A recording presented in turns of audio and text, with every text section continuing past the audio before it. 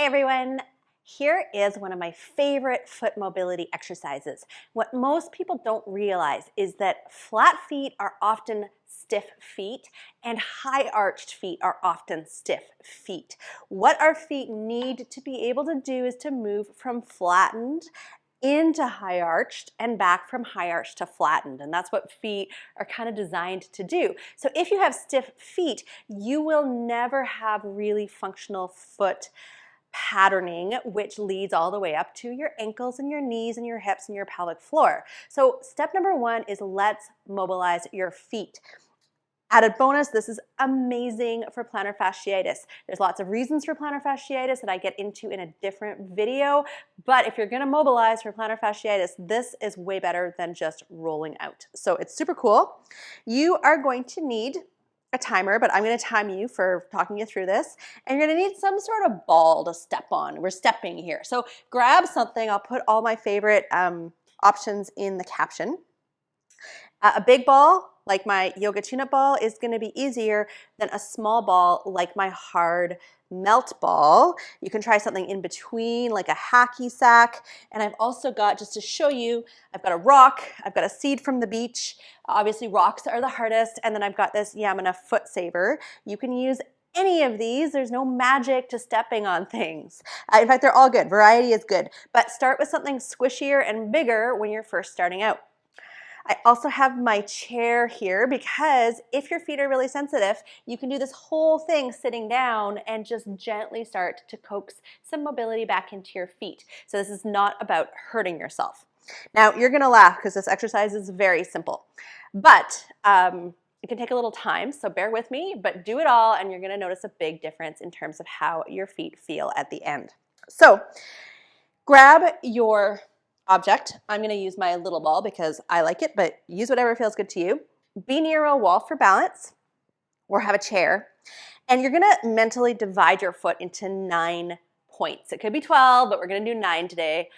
And the points are going to be along the forefoot underneath your toe knuckles, a few centimeters behind that, and then a few centimeters behind that. So you're never going behind your heel. In fact, your heel is going to stay on the ground the entire time. Your other points are going to be kind of crossover lines, like a tic-tac-toe board. So if you imagine a line coming down from between your first and second toe, between your second and third toe, and between your pinky and your fourth toe, those will be pretty good points. So just give yourself this mental map. I'm going to walk you through what to do. You're going to take your ball, you're going to put it under any of the points, but I'm going to go underneath the big toe top point. So it's kind of under my big toe knuckle and my second toe, kind of going more under the space between the joints and the joint. And now I'm going to start timing myself because you want to kind of hang out here. You're just giving some pressure to your foot. Now, if you want, you can hang on to something for balance. I recommend not falling over for this. And then the other thing to know is your other foot is like a gas pedal. So if this is too intense for you, take your other foot back, put more weight in your other foot, go easy, and just do what you can manage. Let's move spots. So I'm moving my ball over, so it's kind of behind my third toe and second toe now. And I'm gonna hit start. So we're going 30 seconds at a time here, but you could do 20 seconds or you could do 2 minutes, just depending on how much time you have. Now remember, we've got this gas pedal foot and maybe you'd like a little bit more juice. So now you can take your gas pedal foot forward and that's too much juice for me. So I'm gonna take it back again. So you get to choose. Your foot is your gas pedal, literally. And remember, you can go on a stool. So you're just hanging out. Maybe this is enough. Maybe you just want to breathe and hang out and just kind of soften your foot into your ball.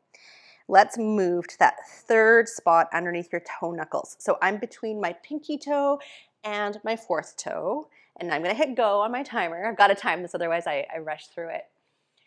So as you're hanging out here, whenever you're trying to soften and mobilize, you're working in nervous system land as well as tissue land. And so to relax your nervous system, it's a nice idea to take some long exhale breaths. So if you wanted to, you could kind of breathe in through your nose for 4, and then exhale for 6 or 8. Try to ask your body to melt into the ball if that feels good to you. Let's move again. So now I'm going back to the inner side of my foot, and I've got the ball behind my toe knuckles, but in front of my ankle. So I'm kind of in this middle row, and I'm hitting my timer, and I'm hanging out. One thing you can think about doing here is adding a little bit of extra. So this exercise in some ways is about getting your feet used to barefoot, because if you were really barefooting in the world, you'd be stepping on stuff, right? It wouldn't just be pavement, it would be rocks and sand and seashells and whatever. So the randomness of what you're stepping on kind of mirrors what would be happening in the real world. And so you'd probably be moving your foot in the real world as well. So doing a few toe lifts could be helpful if you feel like it. Let's move that ball. Now I'm in the middle. So I'm behind my third toe and second toe, and I'm still in the middle. I'm not at that final back spot yet. There, I hit my timer. The order you do your spots in doesn't matter. You can switch it up. It's just good to have all those spots laid out in your mind, mostly because that makes sure you're not going to miss anything. Now this is a juicy spot for me, so I want a little bit extra, so I'm stepping forward with my gas pedal. You can see if that's awesome for you. If it's not awesome, back off. So a little bit of intensity is not bad, and sometimes you'll find in this deep foot area, you want a bit more intensity, or you might find it's very tender, so you're in charge here. Let's go into the outer spot now. So I'm behind the pinky toe and the fourth toe. This can be a tender spot for my feet. So here again, my gas pedal's back, but I'm going to explore. I often really like this spot too. It can go either way. And you can kind of play with your weight. And like I said, you can wiggle your toes if you like. So you could try some toe lifts, or you could try curling your toes down, or just lifting one toe if you want to get fancy. There's really not any magic to this. Obviously, if you have an aroma or pain in your foot, you're not going to go directly on that spot where it hurts. So kind of tissue sensitivity isn't bad, but if it's an actual injury, just work around that area. And now I've moved, so I'm back on the inside edge of my arch, and I'm quite close to my heel, but my heel is on the ground here. So you're never lifting your heel up off the ground here. There's not much to mobilize underneath your heel bone, so there's not much point in kind of going all the way back. So I'm hanging out here. Again, this can be a sensitive area for people, or it can be awesome, so explore and find out what your preference is. One other tip to change the intensity of this exercise is that you could, if you wanted to, put a towel underneath your ball or stone, or over your ball or stone. That's a great option, especially good if you're just starting with something really hard. Now I'm going to go into the middle behind my second and third toes, and as close to my heel as I can. This is a great spot for me. And here, I'm even going to think about some stepping forward and stepping back, because that is very like what would happen if I was walking outside on a rocky beach. And by the way, if you want to walk outside barefoot, this exercise is a game changer. A lot of the physical sensitivity we have in our feet when we walk on stuff outside, I think is more due to our stiffness and immobility than anything else. And you'll notice if you try this that you start to change that very fast, and you'll get much more comfortably fully barefoot if that is one of your goals. Now you've got your foot behind your pinky toe in its back area, so heel's on the ground, but your ball's close to the heel. This is the last spot on your left foot. So actually, once you're done this foot, what you could do is head out and go for a little walk and find some gravel and see if one foot feels different than the other. And the more time you spend on each spot, the more you're going to notice change. So if you want to test yourself, give yourself like a minute or 2 minutes in each spot, and then give that a go, and I promise you will be amazed. Okay, so come off that side.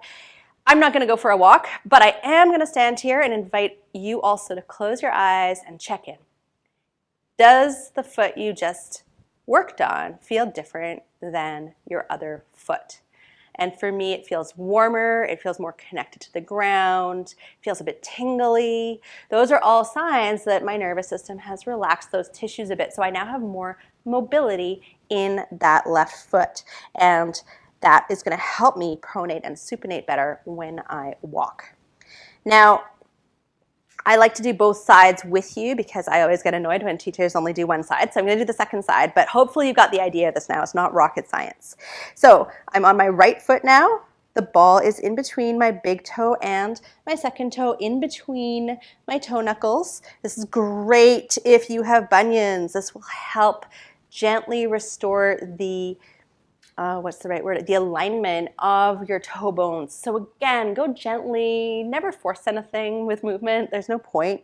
But a little bit of this can help restore that kind of relationship between your toe bones that may have been lost from wearing squishy shoes. So definitely one to circle and do this often. All right, so that was our 30 seconds. So I'm going to move. I'm still on that front line under my toe knuckles, and I'm now kind of in between my second and third toes. Set my timer, and we're just going to hang out. Maybe it's a good time to do some toe wiggles. Maybe lift your toes, spread your toes wide, relax them down, see what that's like. Again, that's an option. So you could be toe wiggling all the time when you do this. I personally prefer stepping forward and back to toe wiggling. It's probably a sign I should do more toe wiggling. All right. I like all the forefoot spots quite a lot. Okay, and then let's move again. So now kind of between the fourth and the pinky toe, I don't think it's wrong to put the ball underneath a joint or a bone. You've got a lot of joints and bones in your feet. But it might not be super comfortable and it might not do as much mobilization. So I tend to go for the gaps between my bones, again, to help encourage that natural width at the forefoot is important. As we're doing the midfoot, that's maybe even more important because our toes are pretty mobile. So we'll get maybe less change out of the midfoot, but that might be the more important area to work on. So let's move there now. You're going to take your ball and come with me. We're going to go behind that big toe, second toe line, and we're in the middle here. So I've got some room behind the ball, some room in front of the ball. Hit and go. Oh yeah, this is a really good spot for me. So if you find a really good spot, also feel free to take a little more time. Really focus on that long exhale, breathing into it. You can see if you can soften, take a little pressure off, put a little extra pressure on. There is zero magic to rolling, but it is helpful to explore and be very,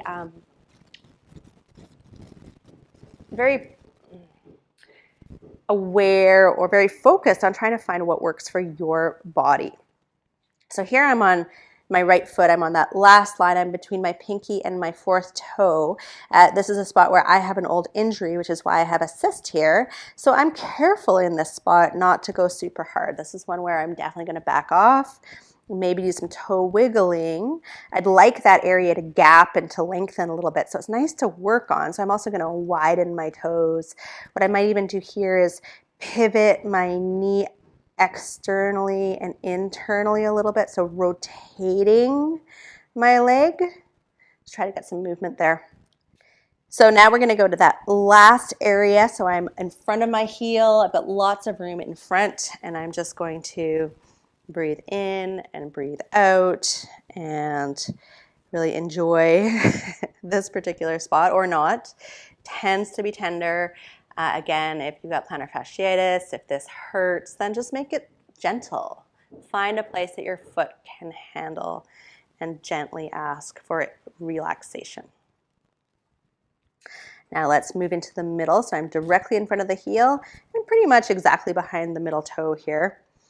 Those long toe bones all end in the midfoot, and so now I'm just under a bunch of small little tiny bones. We want those tiny bones to be mobile in between themselves so that when we walk we can get that pronation and supination. So that's why this midfoot is such an important area to mobilize, and this is one of the best exercises I've found to help start you off on that pathway.